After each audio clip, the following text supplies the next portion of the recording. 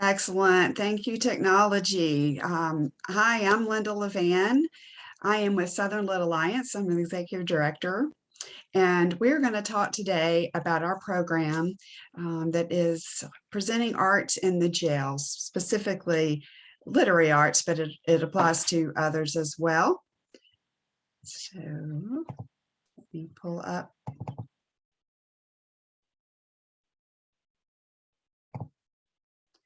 So can everyone see my screen okay?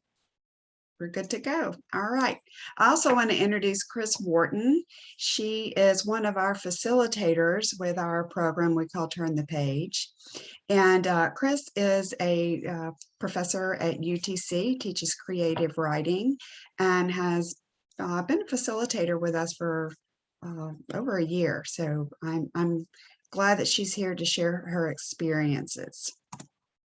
So I am with Southern Lit Alliance. We are a local nonprofit art organization, and our mission is to provide engaging literary arts experiences to encourage passionate readers and writers.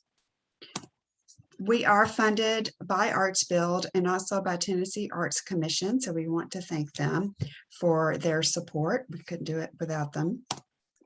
And I wanted to tell you a little bit about some of our main programs if you're not familiar with us. One of the ones we're most known for is our Southward Literary Feast. And this is normally an every other year festival, which features authors from the Fellowship of Southern Writers.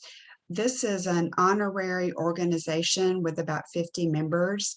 The fellowship does require to be nominated and voted on. And they don't usually add more members until someone leaves the group or passes away. We intended to have Southward April of 2020, and of course that didn't happen. So we are making some plans for November to have a small version we're calling Southward Abridged that's going to be virtual. So in our festival, it is a lot of panel discussion, so we can hear from all the authors. They do some readings. They talk about different panel topics that we have selected, anything from Southern literature to character writing to villains, anything you can imagine. It's also great. We have book signings, music, and it really helps connect the authors to their fans. So as I mentioned, we are hosting it in November 5th and 6th of 2021. We are very excited. We have Natasha Trethewey as our keynote speaker, and she is a former poet laureate for the United States and also a Pulitzer Prize winner. She's known for her poetry, but she has written a memoir about her life. Her mother was murdered by her stepfather, and how the book is really about how that's impacted her life. It's really a great book. So the other one we're known for is our Young Southern Student Writers Contest. It is a regional writing contest for grades from kindergarten through 12th grade. And we have up to 4,000 submissions annually. They write in either poetry or prose and submit it through their teachers. Usually a classroom submits them. Every single one is read by professors at the UTC English department. Kris, have you done some of that? Yes.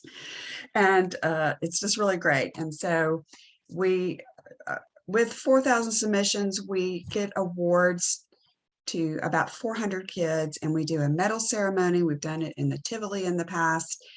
We've had to do that just going school to school, but we intend to do that in the future, and it's just very inspiring and encouraging to the kids. The other thing we're doing is our Southbound Author Lecture Series, and that is a distinguished author series, and it features a best-selling or award-winning writers. Really, we have authors of all genres.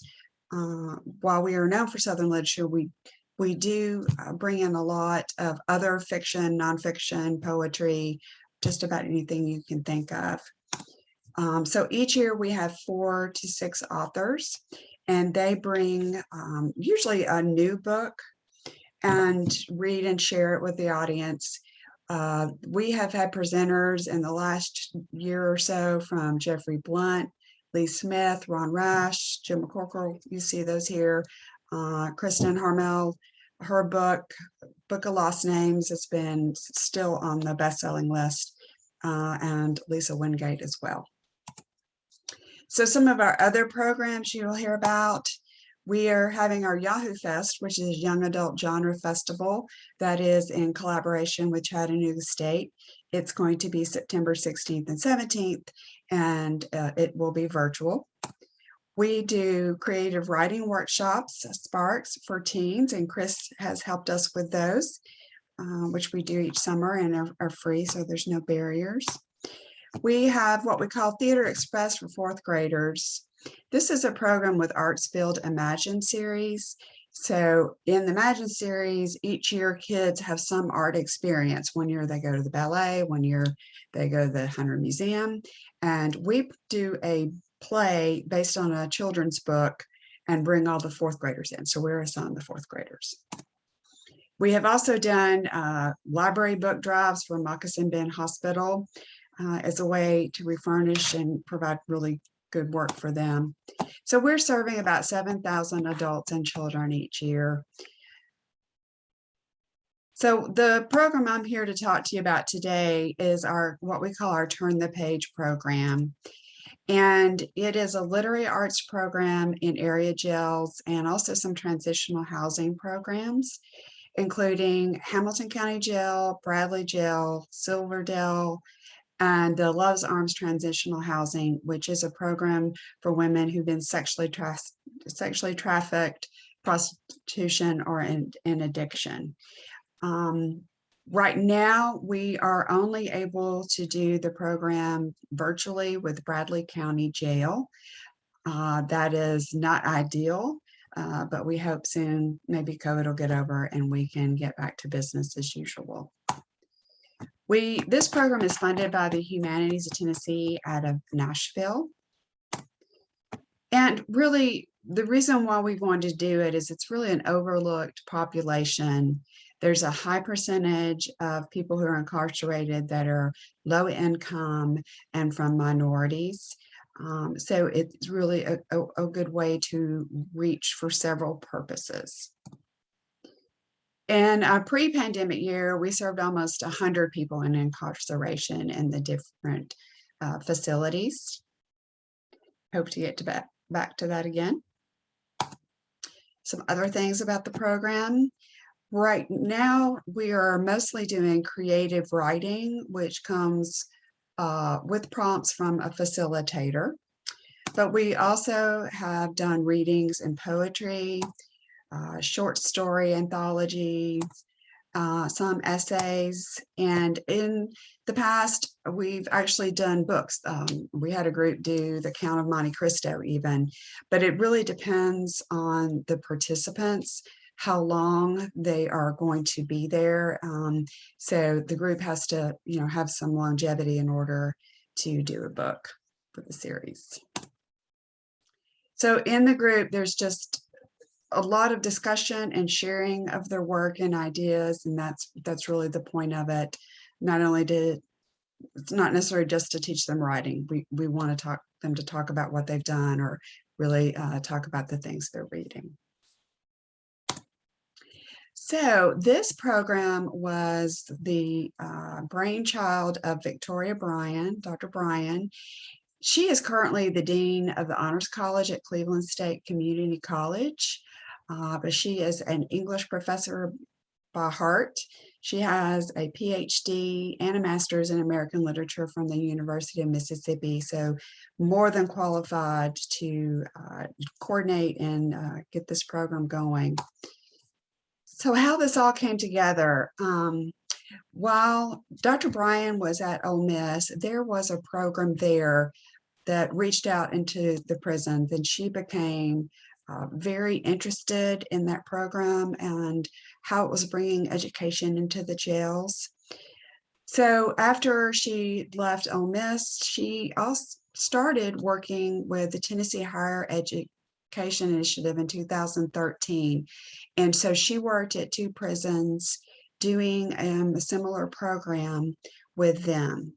In 2014, she moved back to Chattanooga and connected with us. And really, we started helping her out mainly by doing some grant writing and finding funding for the program. So in 2015, we started off at the Bradley County Jail. She had connections there working in Cleveland.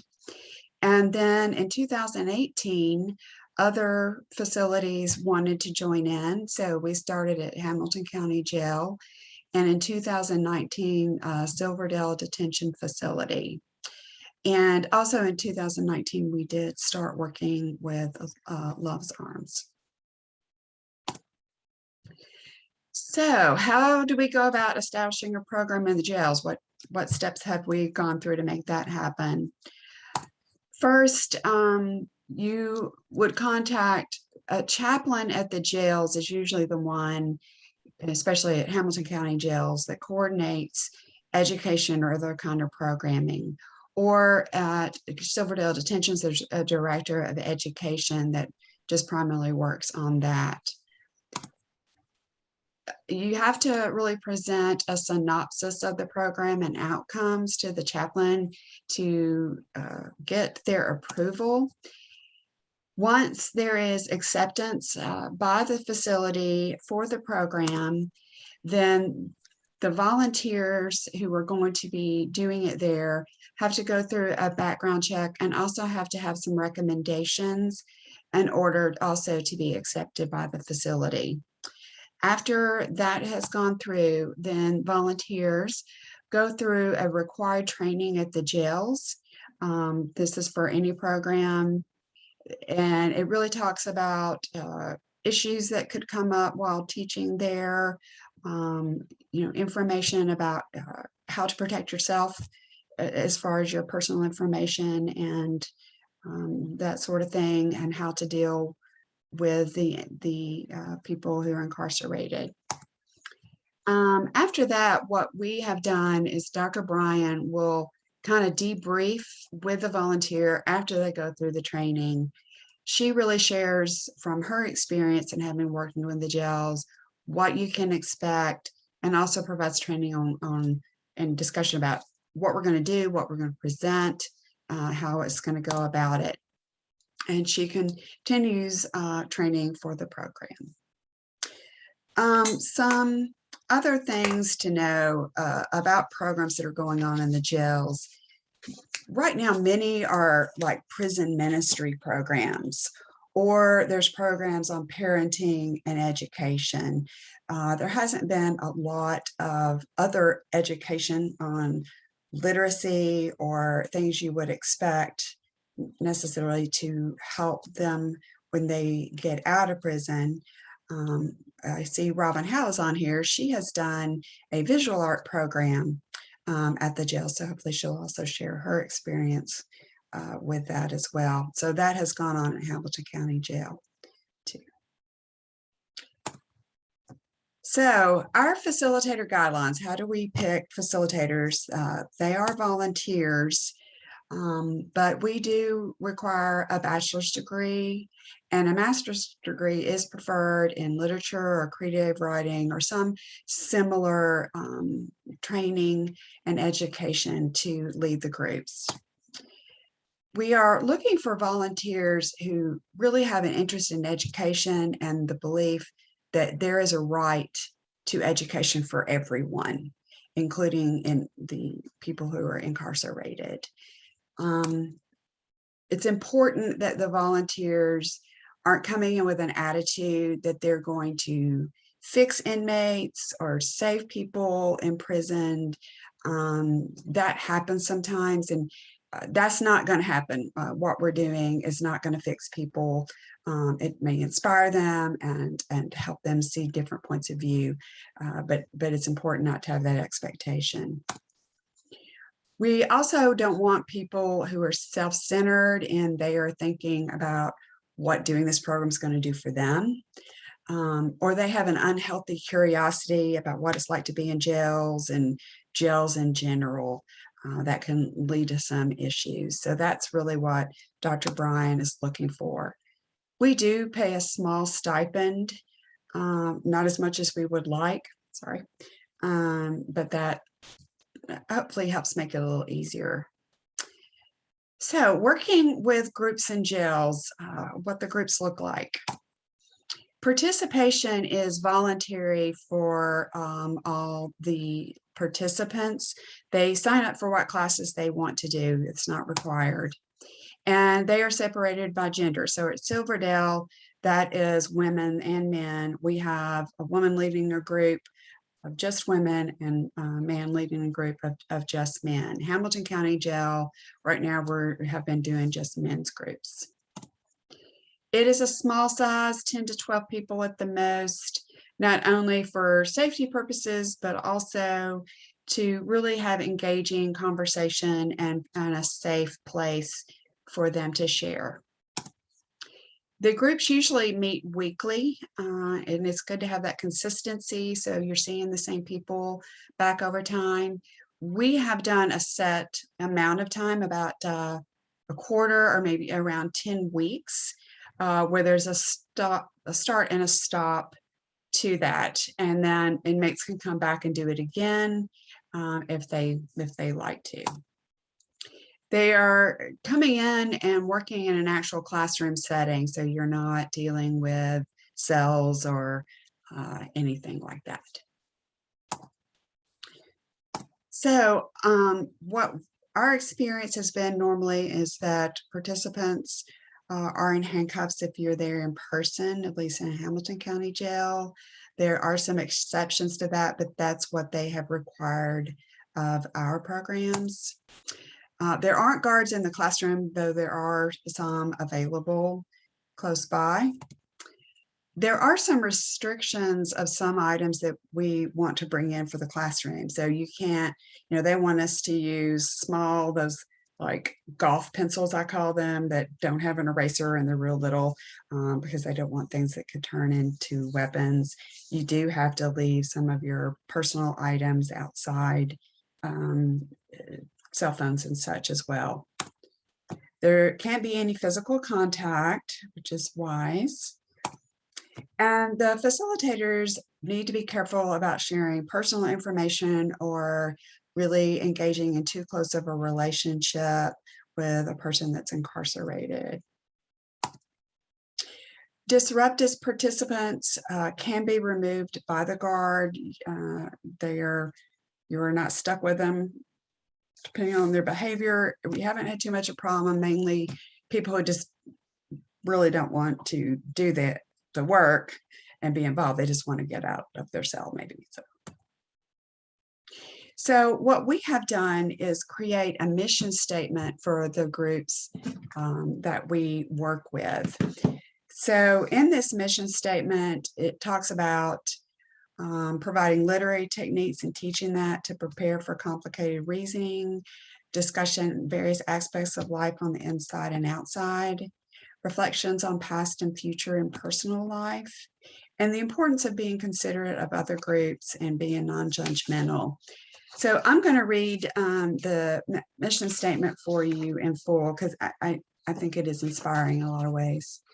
So the mission statement: in these groups, we read, write, talk, and listen. We speak, but we don't interrupt. We offer comfort, but not judgment. We learn about reading and comprehension strategies, authors' past, literary movements, ways in which history interacts with literature, and common literary techniques to prepare us for complicated reasoning and advanced learning in future endeavors. We take time to think about the things we have done in our lives and reflect on the things we are going to do in the future, but we realize that it's not up to us to evaluate each other's past or put others down. We come to know how others in our group feel and think, and by doing that, we're able to understand each other better. We exercise our minds by discussing various aspects of life on the outside and life on the inside, and relate our experiences to the things we read. We discuss things that people in the free world should know about in jail and in prison, and we use what we read to make ourselves more compassionate, more thoughtful, and more prepared for the challenges of the world, and in doing so, become closer as a group. So I think that's an important process to get engagement and buy-in from everyone who's participating. So class time, what's going on? There are usually in the writing, there are prompts given by the facilitators on future, family, what inspires them, memories, different themes to set up for them to write. If they are reading, they'll start out with a short poem or a short story, read it together and discuss that as typically that you would. So many write about the mistakes they have made and also their hope for their future. They really think a lot about that and share that in their writing. They are very encouraging of each other, and they bring out emotions and really become vulnerable. So I wanted to share some of the writings from a few. These are actually women who are in the Silverdale Detention Facility. And what the prompt was for these writing pieces was really about a memory that makes them happy or sad, and something that they learned from a parent or a relative or themselves.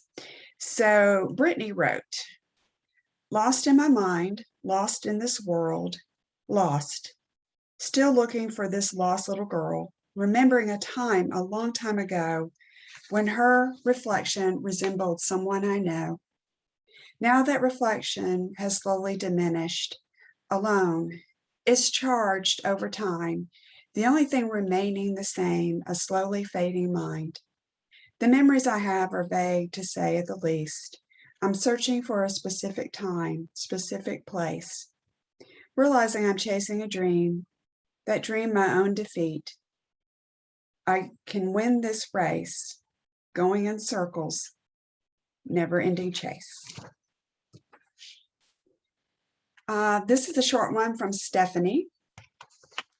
"Blessings in my life, I can count 3 by 2. Blessed am I with so many I love yous. Blessed by God, who is always with me. Blessings in my life, I can count 2 by 3. This is from Rebecca.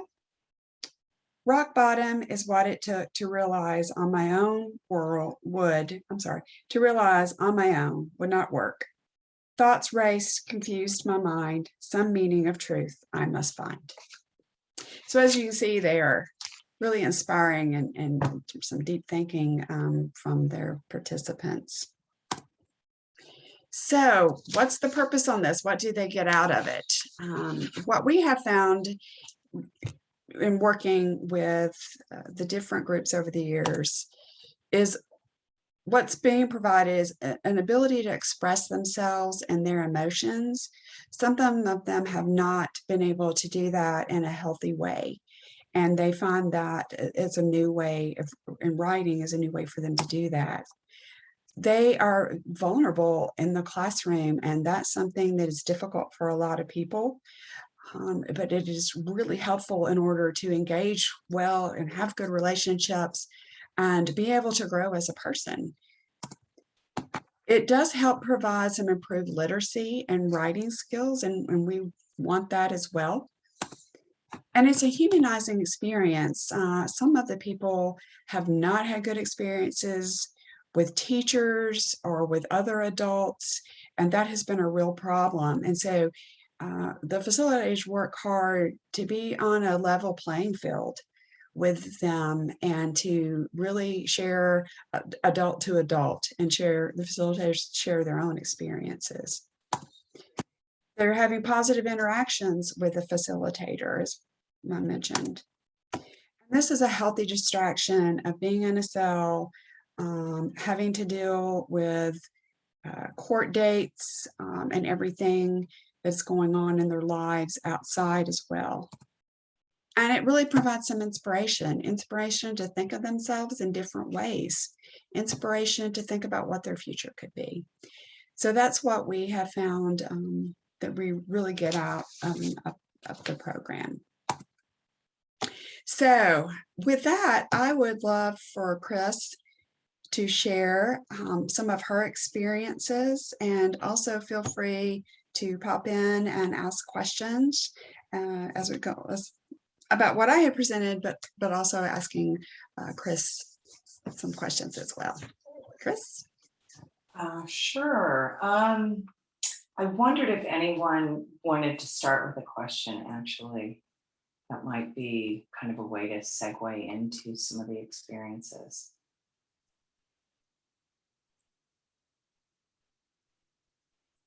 Or maybe not. It may not be a way. Okay, well, I'll ramble a little bit, and please feel free to interrupt, interject, ask questions, whatever you like.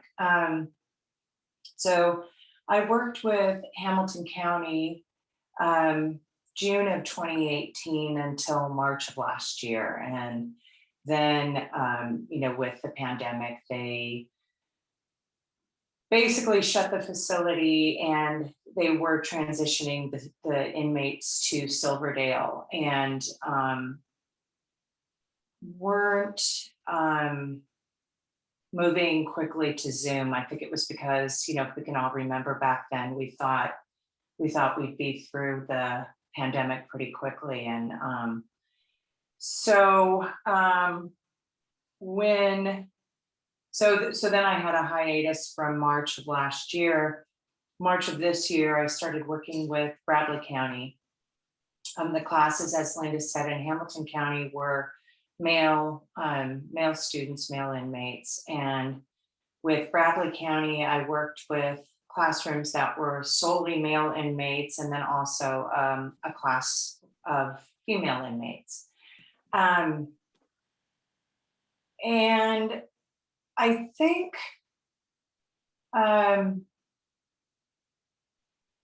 when I think back to beginning, sort of why I decided to teach in the jail, it was because I feel confronted with my own privilege anytime I'm driving around town, really. White, middle class, educated. I'm from the West, and I just felt that I maybe had something I could offer, not so much in teaching, but in listening and being present for the students in the classroom. I actually practice that a lot at UTC, and I figured honestly that it wouldn't be tremendously different in the jail setting, and it isn't. Obviously, cosmetically it's different, but in terms of what the students are looking for, someone to inspire them, someone to listen to them, someone to tell them they've done well, someone to help them think about how to improve their work or personally even. That feels pretty consistent to me in the teaching environments, the university or in the jail system. I don't know if anyone has any questions or thoughts, anything to add to. I had a question. What's the age range? Because it sounds like it's mostly young adults, but do you find it tricky if it's a big age range in the class settings to kind of navigate conversation, or have you found it flow once they trust each other, it flows pretty well regardless of the age differences that might be there? Yeah, there is a big age range. There was at Hamilton County, we had a core group of guys. So the classes were on the quarter system at Hamilton County. And so from June of 2018 until March of 2021, there were 2 guys that were in every class, every quarter. In probably 3/4 of those quarters, there were another two guys. So a core group of about 4 guys.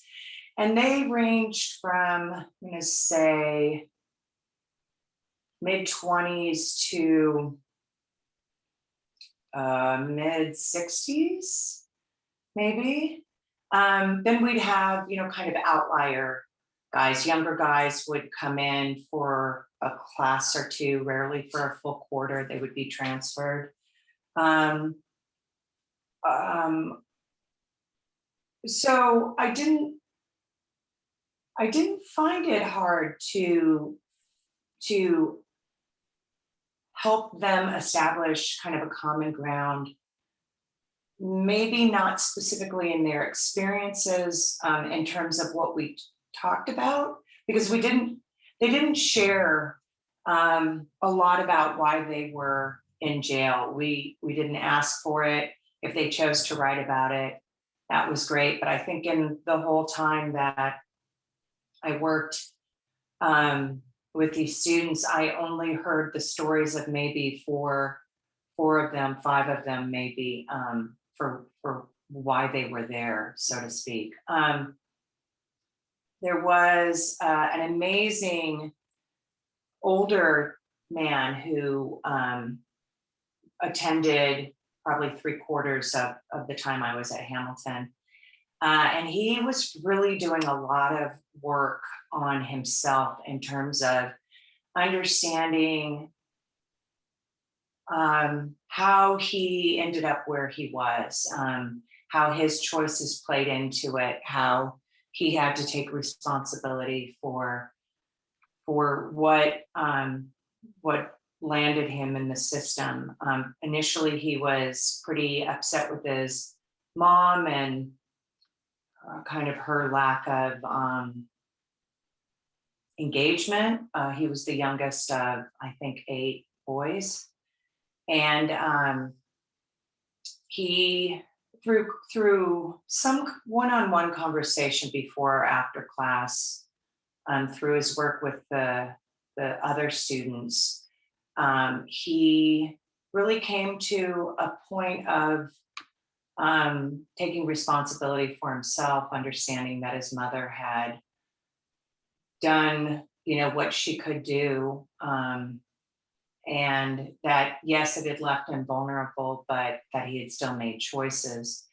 And then near the end of the time in Hamilton County, he stopped coming to class, and I asked one of the other students who was a longtime student what had happened. I was worried about this other student, and he said that he found out that he was getting transferred, that his case had not gone as he had hoped it would, and that he was, depressed and didn't want to be basically around anyone. So I felt like the class really helped him, and I wish we could have been there longer so that he could have come through, maybe, and come back to class. I think it would have helped him. They were incredibly supportive and congratulatory of each other's work. And sometimes they get emotional hearing each other's work.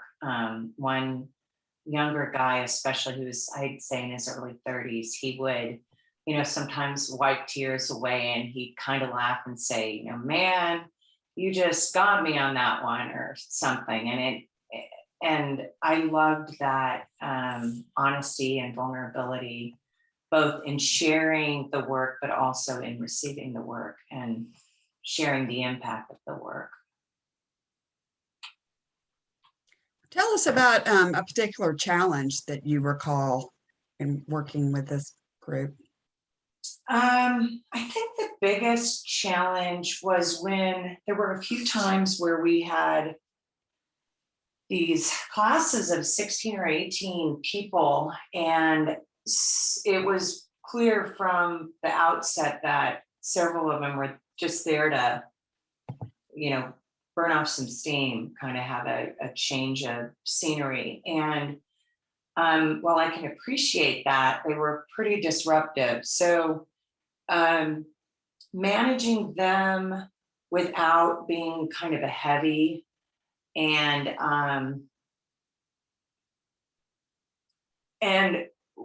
wanting them to come back, but wanting them to come back within the terms of the class structure was kind of challenging. In a few cases, another challenge, and I'll kind of come back to that first one in a minute.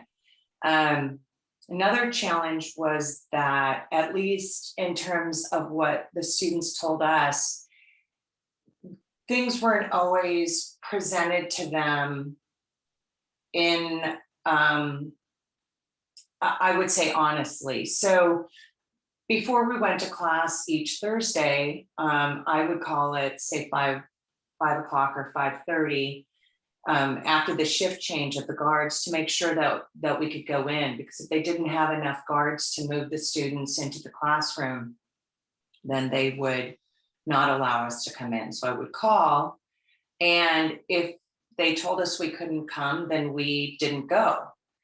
And when we would come the next week, a few times the students would say things like, "What happened to you last week? They told us you didn't want to come." And we said, "No, that wasn't the case.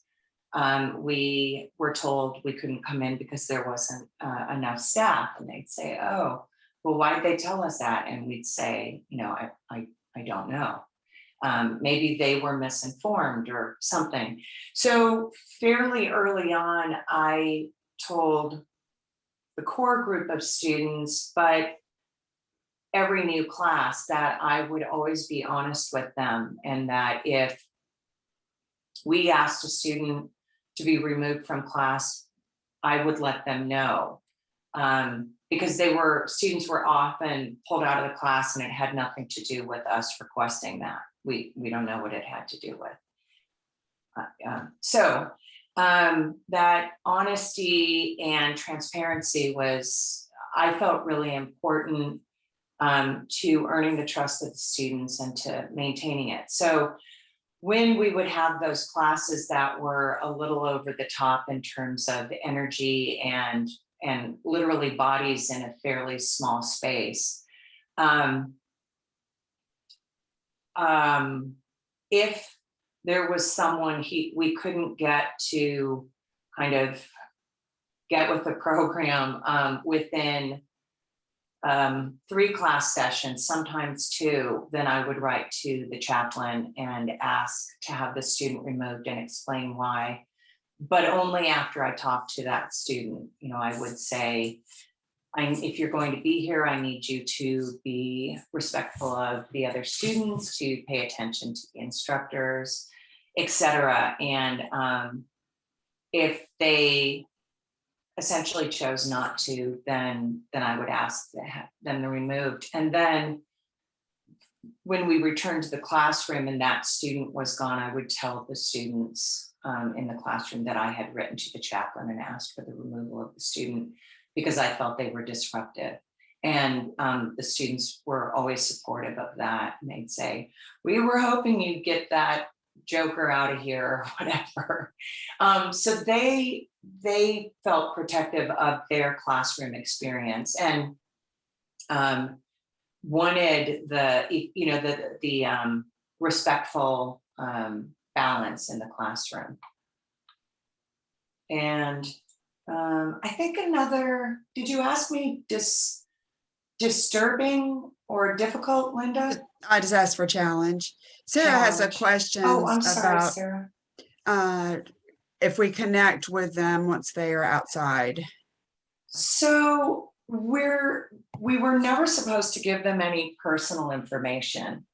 One student who who I worked with the entire time, after, you know, a year and a half of working with him, he asked for our email addresses. And I thought, you know, he could get my email address off of the internet, either of my email addresses. He could get my UTC email address easily. So there's no reason not to give it to him. And so I gave it to him, and he shared it with, I told him he could share it with this other student who was a long-time student who I felt comfortable having contact me. And they would occasionally email, especially over a break where they were feeling sort of disconnected from the routine of class, from the inspiration of having work that we would copy and provide them with, that they could refer to and sort of feel inspired by, to write. So they would reach out and sometimes ask if I could send, you know, pictures of what it looked like out in the woods, or if I could send or if I could send something for them to read. The one student, he, during the Hamilton County sort of shutdown shift to Silverdale, he was transferred to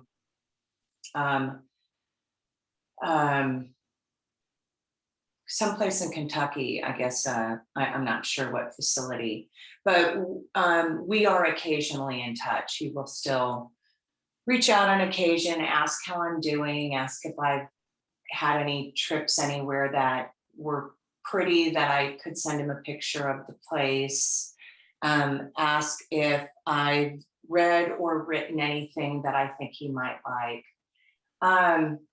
He did tell me, I'm back on track here. He did tell me that it will be released sometime next year. His sister lives here. And so he's working on sort of a transitional halfway house kind of situation. And I'm not sure what that will look like. Should he come back here? We're not in touch a lot. It's always about writing or, pretty pictures. I expect we'll still stay in touch. I expect he'll appreciate, having contact with someone who he felt has sort of been there when he's reached out. I don't know if that, but he was the only one that, he's the only one I've had some contact with. And I was going to say one other thing that was difficult was that occasionally when a student would be released, I would find out within the next couple of weeks that he'd been killed. And one student I remember especially, he was amazingly energetic and just had this super engaging energy in the classroom. He was fun and funny and smart, and the guys, I don't think it was even a week for him. We came back in and they asked me if I'd heard, and I said, no, I hadn't. And then they told me, and I just felt sort of hopeless, that whatever he'd left behind was waiting for him when he got back out. Could I ask a follow-up question on that, Kris? Because it sounds like one of the tensions of the program is you're not being relational with them for safety reasons. You're trying to give them skills and create community and a safe space within the classroom. And so I guess, like, how do you know that you are doing well, I guess, or like the chaplain or the people in authority are like, yes, this program is working? Because in some ways it's hard, because it's like, we're not really supposed to be relational with them, share too much information. We don't want to push them to share too much of their information. It's kind of more about skills. So it's like, how do you kind of know, and then this heartbreaking story you just shared, how do you kind of know that I guess it is bringing equity, or it is, I guess, not hopeless? I feel like that's Yeah. too big of a question, but. At Silverdale, they do a survey with the participants. It's sort of basic, but it does tell us that they felt like they got a lot out of the program. They were inspired to do more writing, just several things that have been really highly ranked, and that Silverdale's very happy with us there. I have these also, I'll share. We had done some surveying with the guys at Hamilton County, and we gave them a place to write about how they feel about the whole program. So here's a few. LeBron said, "I really enjoy this class a lot because I open up more when it comes to the topics that we talk about, and it has helped me improve my writing skills a lot better. A lot of the discussions that we have in this class inspire me to want to go out into the community to interact with the youth and speak with them about the mistakes I made and motivate them to do better and be better." So, and then another one, D'Angelo says, "Turn the page has made me more outspoken. For example, all my thoughts I write down on the paper and I feel open to speak on it. Writing has really made me elevated as a person. Once I organize my thoughts, I can start writing. I never knew writing could provoke your personality and help complete your goals and uplift you when you're down. Thanks for this tradition you guys have taught me. Now I can pass this down to my family who is antisocial and need help on expressing their feelings. I'll never forget this experience." So we know there's some that are truly impacted by that, and they share that. Not everybody is going to be that impacted. Sure, Olga. Oh, All You're on right. mute. Yes. Thank you for your presentation. Before the pandemic, I run a program at the Juvenile Detention Center in arts, visual arts mainly, and we do not have a writing program. And I was wondering, would you potentially be interested in, when we start back up, to be part of it? Sure, we are wanting to take the program wherever people feel it's helpful. So how can I contact you? You can contact me. My email, I'll put it in the chat here. You Thank get you. it up. Come on, there we go. and if it's okay, I'll say something on that sort of maintenance of boundaries issue. That was something Hamilton County really pushed. The training emphasized and re-emphasized how manipulative these students were.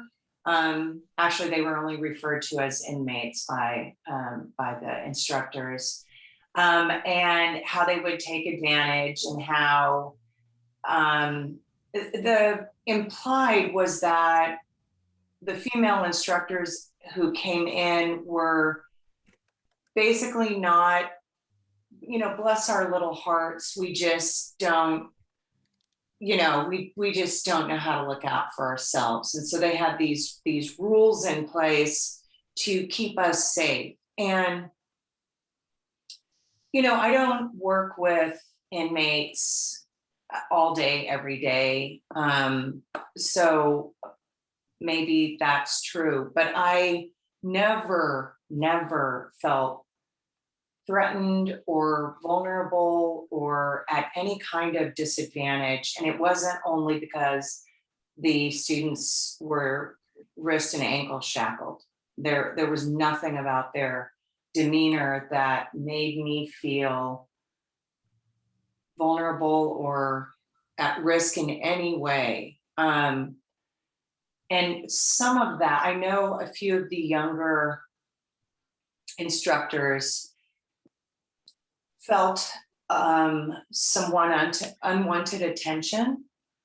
And so that was an issue I addressed a few times directly with a student, and then with the chaplain if it persisted. because I didn't want my co-facilitators to be uncomfortable, and I'm older and a pretty direct and a person who's not easily intimidated. So it made sense for me to do that, because I had more experience in the setting. So it was frustrating to feel like we were holding back on what felt like really innocuous information that we were told not to share. Literally information that could be found on the internet if somebody wanted to. So I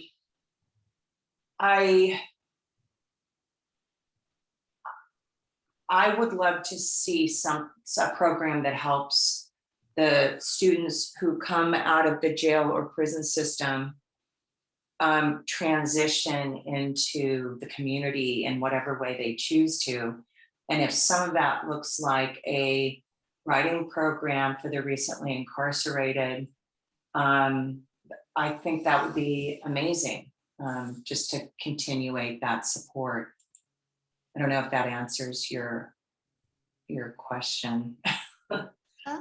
So we're getting close now to being out of time. I saw Sarah, I finally saw your chat that y'all could not see me change my slides. Were you able to see them at No. all? Oh, that's awful. I had no idea I was just clicking away, having a great time. I will write y'all's names down and ask Monica to email you the slide presentation. I'm really sorry about that. No, we just were overrun with technological problems. But thank you all for joining us. I hope you got some information out of that, and appreciate Is it y'all's okay if input. I put my email in here? If anyone has any questions, they can. Sure. All right.